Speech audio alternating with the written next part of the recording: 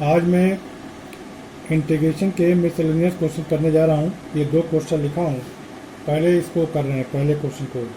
तो ये जो पहला क्वेश्चन है 1/x⁴ प्लस x⁴ dx। इसमें हम डिनोमिनेटर में x⁴ कॉमन ले लेता हूँ। तो x⁴ कॉमन ले लेंगे तो यहाँ से तो हो जाएगा 1 और यहाँ से हो जाएगा x⁴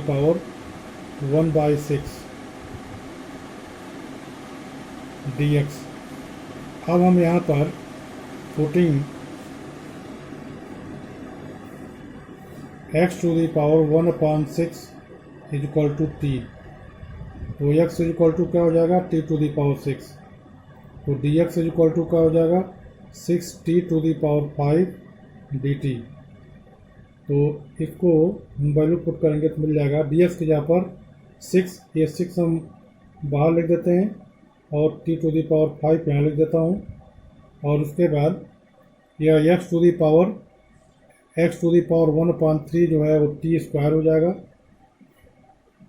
और ब्रैकेट में 1 प्लस x⁴ 1/6 t हो जाएगा dt। अब इसके बाद t² से t⁵ कट जाएगा तो आ जाएगा 6 और t³ dt upon 1 plus t। अब इसको करने के लिए t³ को हम 1 प्लस t से डिवाइड करेंगे, तो डिवाइड कर देते हैं। ये t³ है, इसको 1 प्लस t से डिवाइड करेंगे। तो डिवाइड करने में हमें ये सोचना है कि इसमें किससे मल्टीप्लाई कर दें कि t³ आ जाए, t² करना पड़ेगा। t² से मल्टीप्लाई कर देंगे तो t³ आ जाएगा। तो t² से मल्टीप्लाई करिए तो हो जाएगा ये t² यहाँ लिख देते हैं और ये t² से t होगा तो t³ यहाँ हो जाएगा प्लस। अब इसके बाद हम माइनस करेंगे, तो माइनस करेंगे तो t³ पड़ जाएगा, बच जाएगा -t²। अब -t² लाने में किससे करना पड़ेगा मल्टीप्लाई, इसमें -t से। तो -t से मल्टीप्लाई कर देंगे तो क्या आ जाएगा माइनस, इसमें करेंगे तो -t² और -t। अब इसके बाद माइनस करेंगे तो प्लस माइनस ये कट जाएगा, यहाँ से बच गया ये प्लस हो जाएगा, t आ जाएगा। अब t लाने के लिए किससे मल्टीप्लाई करेंगे, t लाने के लिए 1 से मल्टीप्लाई करेंगे तो +1, 1 से मल्टीप्लाई कर दिया तो t+1 हो गया, t+1। अब इसको माइनस करेंगे तो ये कट जाएगा, यहाँ से -1 बच गया। तो इस तरह से इसको हम लिख सकते हैं 6 और t³ 1 प्लस t को लिख सकते हैं t² माइनस t और +1 और -1/1 प्लस t dt। अब इसका इंटीग्रेशन हम कर देंगे तो 6 और t² का जो इंटीग्रेशन हो जाएगा t³/3 मतलब 1/3 t³। इसका हो जाएगा 1/2 t²। इसका इंटीग्रेशन हो जाएगा प्लस t। इसका इंटीग्रेशन हो जाएगा log 1 plus t, log 1 plus t plus c। अब इसके बाद t की वैल्यू रख देंगे और इसका भी 6 से मल्टीप्लाई करते हो जाएगा 2 और t³ की वैल्यू कितनी हो जाएगी t³ की वैल्यू हो जाएगी ये इस पर 3 कर दीजिए तो 3 का पावर लगा देंगे तो x/1/2 अर्थात √x, तो 2√x। इसके बाद t² की वैल्यू लाने के लिए इस पर 2 का पावर लगा दीजिए तो x/1/3 और ये 3 हो जाएगा -3 और x⁴ 1/3 6 आ जाएगा, 2 3 6। इसके बाद प्लस 6 और t की वैल्यू कितनी है x/1/6, x⁴ 1/6 का power plus log one plus x to the power 1/6 plus c. अब इसके बाद ये माइनस है, माइनस, यहाँ भी माइनस और यहाँ भी माइनस, तो इस तरह से ये हो गया where c is an arbitrary constant, where c is an arbitrary constant, arbitrary constant. इस तरह से ये क्वेश्चन हो गया। अब इसके बाद मैं दूसरा क्वेश्चन करने जा रहा हूँ। यहाँ भी 6 हो जाएगा, 6। अब इसके बाद हम दूसरा क्वेश्चन करने जा रहे हैं। तो सेकेंड क्वेश्चन जो है, second question integration sine 5x upon integration sine 5x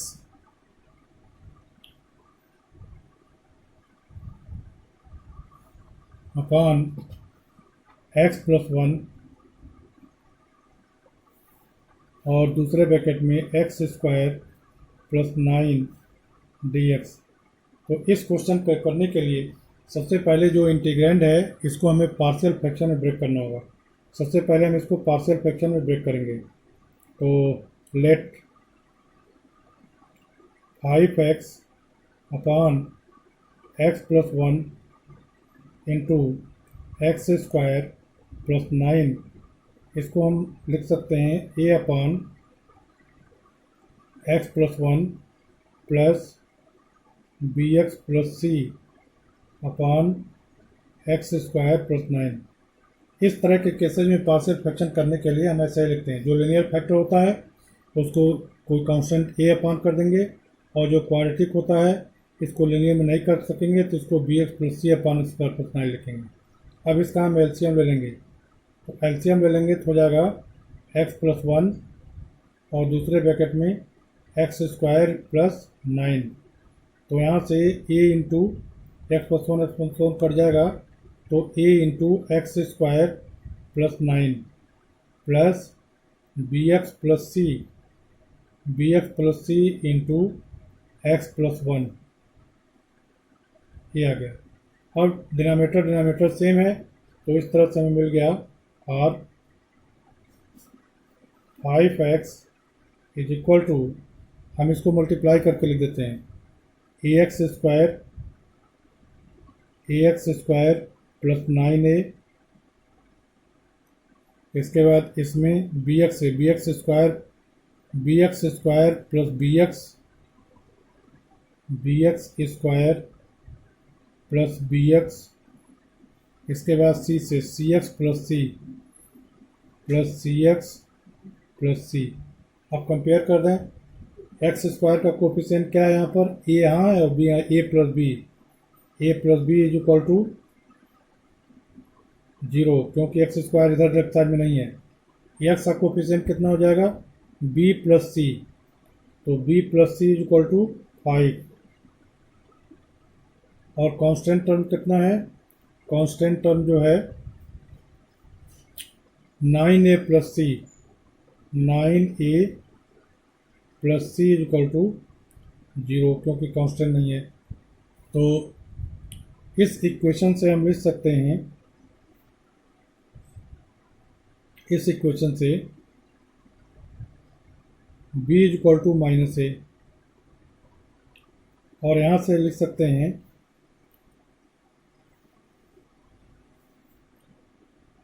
यहाँ से हम लिख सकते हैं a is equal to minus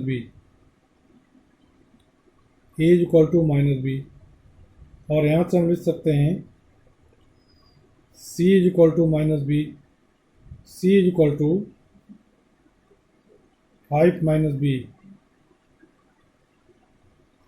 C is equal to 5 minus b, यहाँ से लिख सकते हैं। तो अब इसमें हम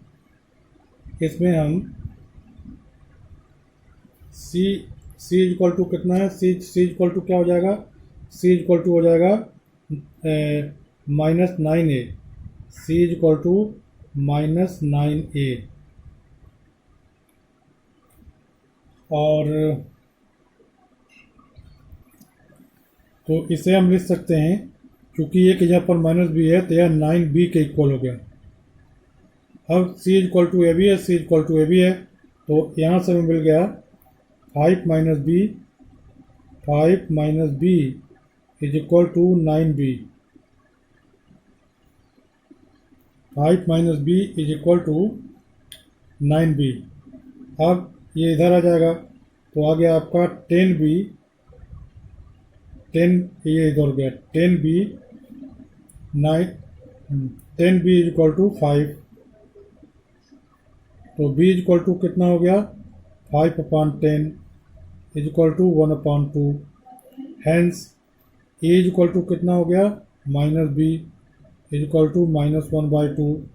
अब c इज इक्वल टू कितना हो जाएगा, c इज इक्वल टू हो जाएगा 9b, 9b तो 9 और b की जगह पर कितना है 1/2, 9/2। अब ये सब वैल्यू हम इसमें रख देंगे। हैंस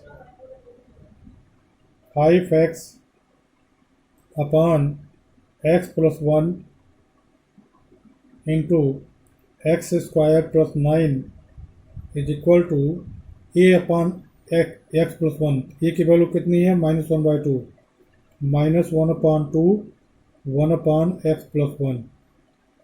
इसके बाद plus bx plus c, b की वैल्यू कितनी है 1/2 है, तो x/2 प्लस c कितना है 9/2 अपॉन एक्स स्क्वायर प्लस 9। इसे हम लिख सकते हैं, इसमें क्या किए, ये जो इक्वेशन है इसमें a b c की वैल्यू रख दिए, कितना आ गया। अब इसे हम लिख सकते हैं -1/2, 1/x प्लस 1 और प्लस 1/2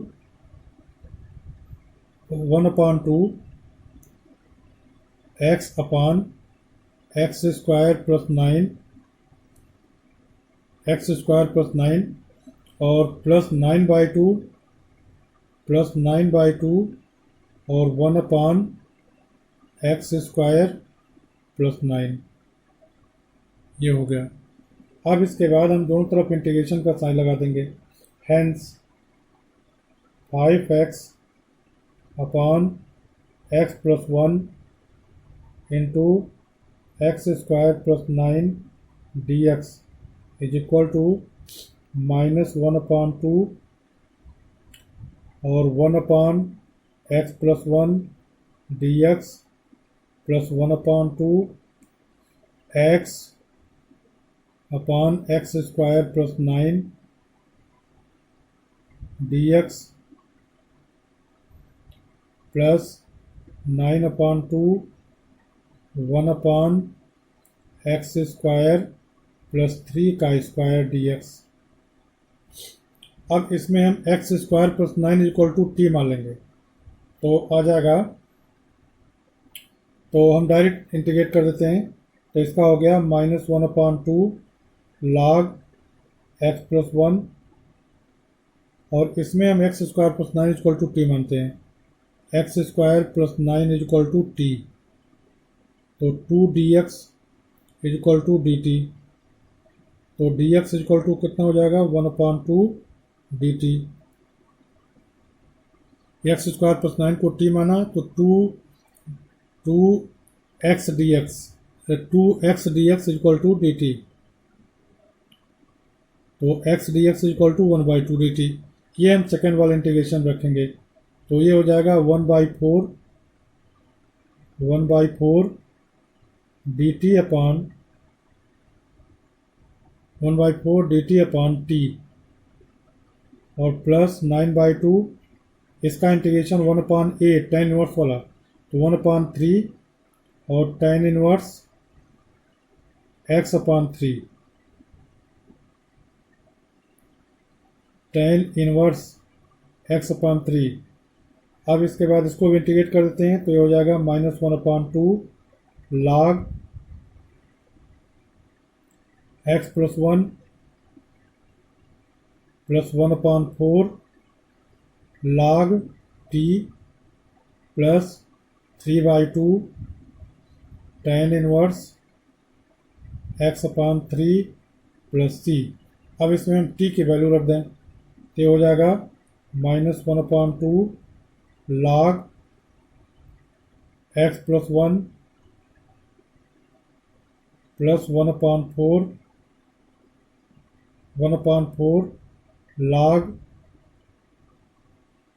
x² + 9, t की वैल्यू x² + 9 है, plus 3/2 tan inverse x/3 plus c, where c is an arbitrary constant।